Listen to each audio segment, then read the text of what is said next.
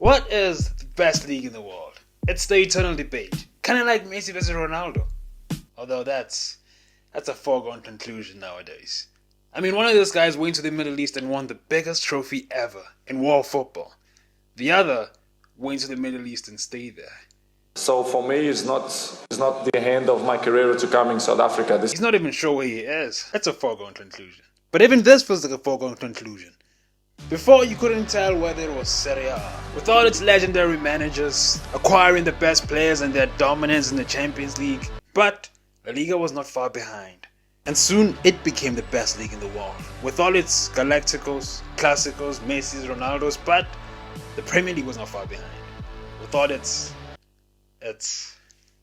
shithousery. Now, it's not even a fucking debate. The Premier League is far ahead. It's clear. In the back room, in the transfer market, and soon enough on the football pitch. La Liga is stalling, falling behind the Premier League significantly, especially financially, with only one team able to compete with the Premier League giants. Something needs to happen. Someone needs to save La Liga before the gap gets too big. And that's where Florentino Perez comes in. With the Super League, a closed league system that is based solely off of money. Fuck the football, it's all about money. Ah yes, the Super League. One where teams stay in the competition and don't get relegated, not because of how they perform, but because they bring in the most money. Oh, the Super League.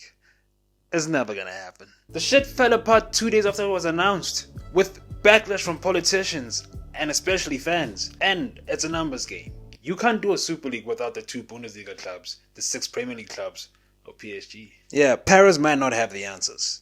But don't worry, because Javier Tebas, the president of La Liga, has the answers. How? Well, by selling off parts of La Liga's future TV revenue for short-term gains. Yeah, that's gonna help you compete with the Premier League, who are printing money for fun. Tebas says it's because of financial doping. That's how Premier League clubs are running away with it. Which is fair enough. Clubs like Manchester City and Chelsea exist. And no matter what they tell us, that money is clearly coming from the owners. But there are clubs like Crystal Palace, who made more money than Sevilla. Crystal Palace are not bigger than Sevilla.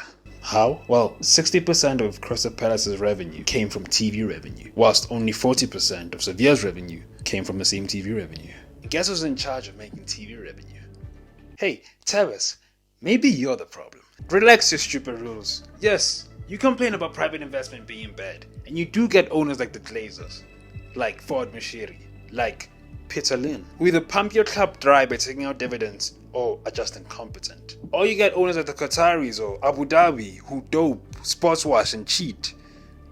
But you do get good owners. There are many instances of owners coming in who sustainably and fairly pump money into the clubs, making the clubs more competitive and ergo the league more competitive. Which begs the question, why do all these investors choose to invest in the Premier League over La Liga?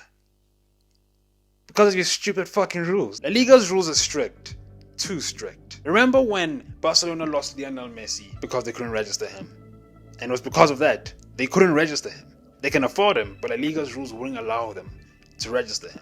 But they weren't the only club who couldn't register new players. The rules are so strict that when, in 2020, the pandemic hit, every other league relaxed their financial fair play rules to allow the clubs to breathe. Not La Liga. No.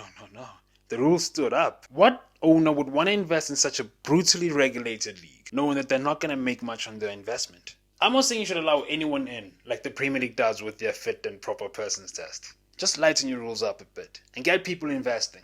You might get people watching. But the best way to make La Liga grow as fast as the Premier League is to redistribute your TV revenue. Currently, Real Madrid and Barcelona made 10% of the TV revenue in La Liga each. That's because of how it's split, where a large amount of the money that's made goes to the clubs that bring in the biggest audience. Hence why Real Madrid and Barcelona make so much. But it wasn't always like this. Before 2014, Real Madrid and Barcelona made nearly 40% combined of the TV revenue. That's nearly half. That's because they were allowed to sell off their TV revenue on their own without having to share with the rest of the league. But the Spanish clubs were not happy, went over to the government and demanded collective bargaining to be able to sell their TV revenue all together as a package. And it worked. On the football pitch, it worked. La Liga became more competitive because the teams got more money, rewarded more money for finishing higher up the table. Real Betis, Sevilla became more competitive, and the games they played against Real Madrid and Barcelona were no longer a foregone conclusion. La Liga need to take this one step further by reducing this portion. Reduce the amount of money the clubs make based on their support and make it more performance-based. The higher up the table you are, the more money you get. And if Real Madrid and Barcelona don't like this, well, you can tell them to fuck off. You don't need them. Okay, maybe you need them. But you can tell them to go and make money from commercial revenue. That's how the Premier League clubs do it. That's how teams like Bayern Munich do it. If you believe you're a bigger club and you bring in a bigger audience, then you should make that money from the audience, not the league. It's either that, or keep selling off parts of your future TV revenue for short-term gains. Keep discouraging potential investment with your strict rules. Keep allowing Real Madrid and Barcelona to take home an uncompetitive amount. Keep making your league less competitive. And see who's left watching.